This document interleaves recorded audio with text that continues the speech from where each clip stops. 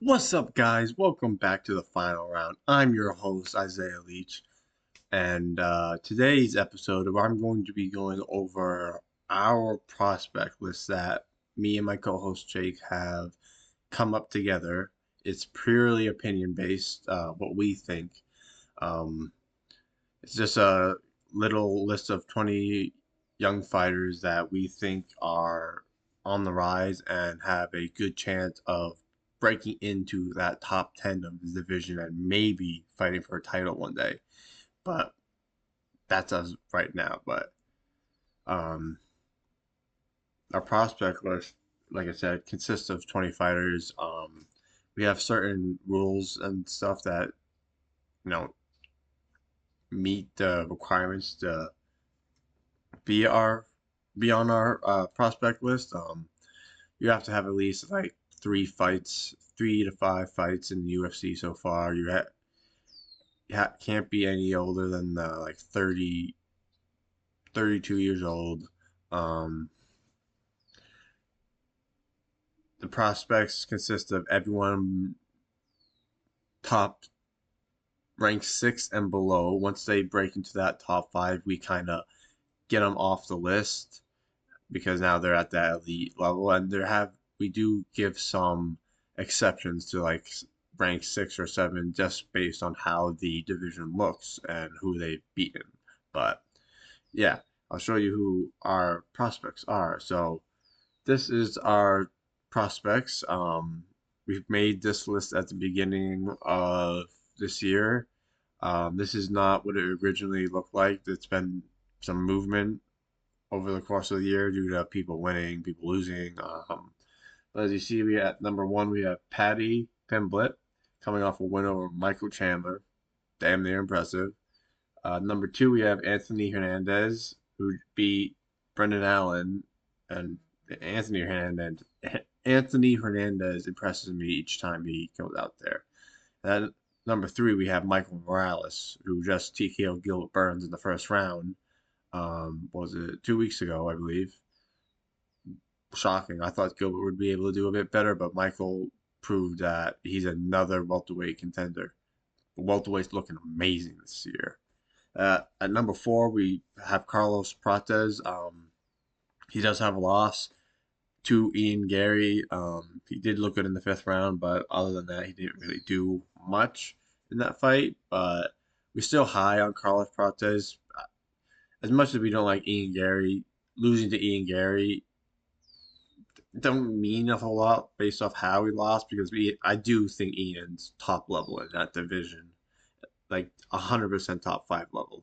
So losing to him is okay, and he didn't lose too badly and almost finished him. So, but at number 5 we got Joan Silva coming off 2 wins this year over Melsik Bagdasarian and Bryce Mitchell. Dude's on a roll. He's looking good. He's a crazy mother effer, and there are rumors right now that he may fight Arnold Allen later in the year, but we'll see. Joel Alvarez, very high on Joel Alvarez at lightweight. He's insanely tall, one of those tall dudes for lightweight, long and lanky, insane power, completely dangerous. He was going to fight Benoit Saint Denis at 315, UFC 315, but he pulled out. He was going to move up to welterweight, but the UFC wants him at lightweight, and they just made a fight August 2nd, Joel Alvarez versus Grant Dawson. So that's a good fight, 2 prospects. So I think that'll be a great fight for him. Number 7, we got Ignacio Bahamondes, who just beat, what was it, Jalen Turner, was it? Yeah, he beat Jalen Turner at UFC 313 by submission. Ignacio, also another lightweight contender, looking great.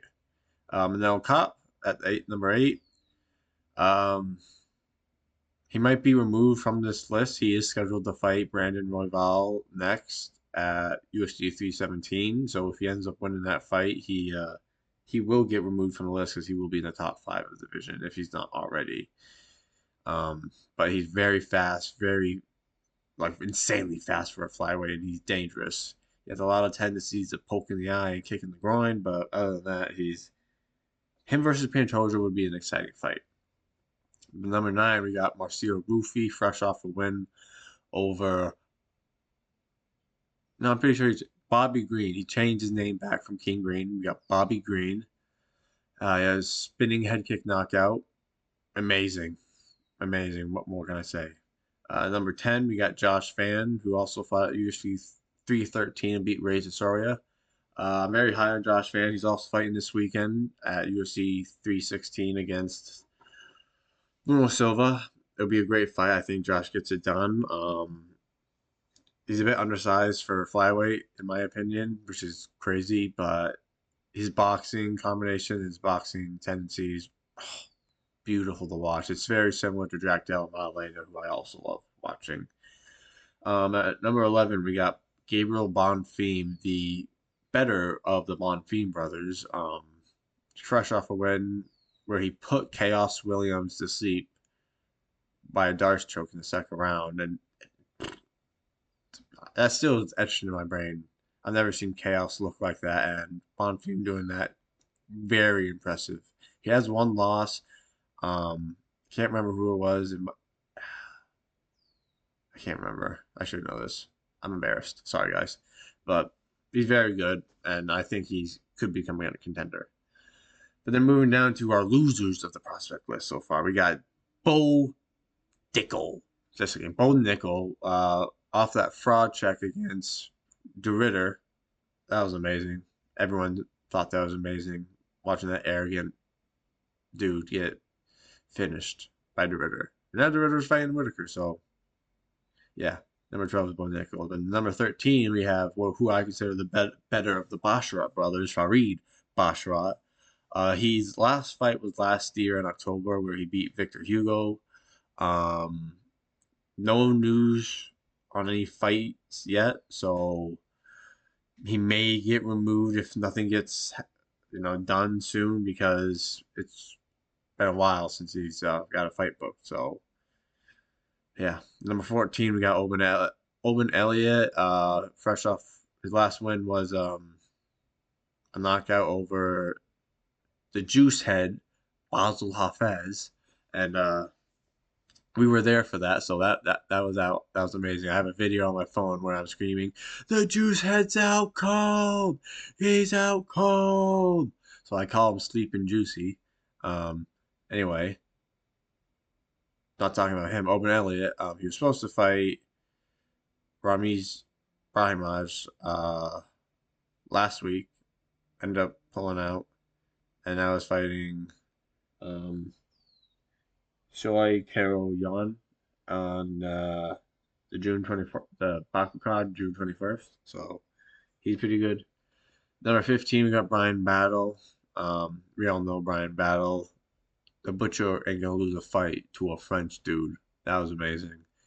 But after that, he had that split decision against Randy Brown where he missed weight, and he might have lost that fight and they gave it to him. So no fight news for him as of yet. I've heard he may have a fight booked, but I haven't heard who or where or when. So we'll see. Number 16, we have Brendan Allen. Not the best type of fighter, but in terms of middleweight division, he's a pretty good fighter. There's some other fighters coming up, so we'll have to relook at it. But he's a good fighter. But when he should fight a certain way, I'm trying to think. Like his striking again when he fought Anthony Hernandez this year, and his striking against Anthony looked amazing, crisp. And what did he do? Went for the ground, which is Anthony's. He has low fight IQ, Brendan Allen, so that's why he's down at 16. Number 17, we have Shara Magomedov. Honestly, I'm not high on Shara. He is a popular guy. He's pretty good, but he has no real impressive wins other than the Armin Prashoshian double spinning back fist knockout. Um, come off a loss to Michael Venom Page where he just got pointed. Michael's just too elite of a striker. But yeah, number 17, Shara. Number 18, we got Tabitha Ritchie. She's fighting Amanda Ribas at UFC 318. Uh, she's all right. We'll see if we keep her on the list. She hasn't shown much about getting into the top of the division. So, and then number 19, we got Mick Parkin, heavyweight contender, lost to Marcin Tepper this year. Could have won that fight. It was the judges, but yeah. And then number 20, we got Asu Amabayev, who's lost to Manel Kape this year. Yeah. Yeah.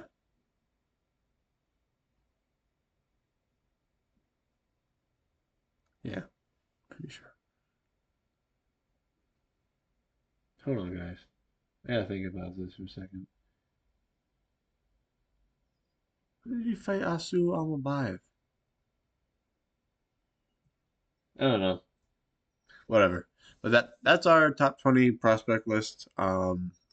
This is going to be subject to change after UFC 317. We're going to revamp it, move people up and down, remove people from the list, add people to the list. So yeah, this is not the definite list right now, but this is what we have as of we're going.